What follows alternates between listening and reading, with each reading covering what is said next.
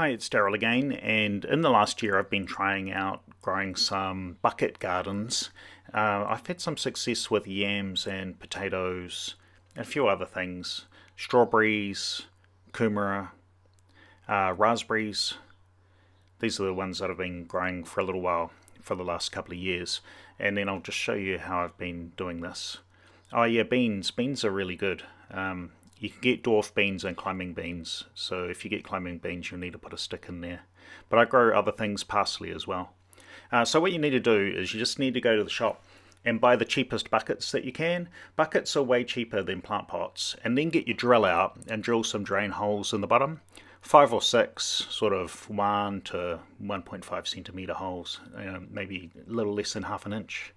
And then buy a bag of a couple of bags of potting mix. I think 40 litre potting mix fills up about 8 litre buckets. I don't know, what does that mean? Five buckets per bag. And then just get some fertiliser as well. I got some that's sort of a bone-based fertiliser, bone meal if you play Minecraft, and then that's some granulated nitrogen,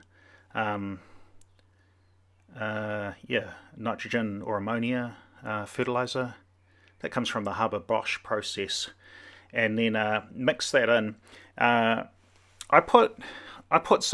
Usually I put some potting mix in the bottom, and then add the well, it's not potting mix. Well, you can use potting mix. Use potting mix if you've got potting mix. This is just compost because it costs less, and then you put in 50 cents of fertilizer. It's great. Anyway, I put the fertilizer mainly in the middle layer, not at the bottom and not at the top, because I want the plants to grow their roots down into the fertilizer. So these are plants that I've been growing. I've got some sunflowers. I've got some more beans. I've got some popcorn plants for growing popcorn. And then I just plant them in the top of the bucket, and then add some water, and then just leave those outside. They need to have drain holes in the bottom, otherwise the buckets will fill up with water. The roots will rot at the bottom, and if it rains, the buckets will just fill up with water, and the plants will drown.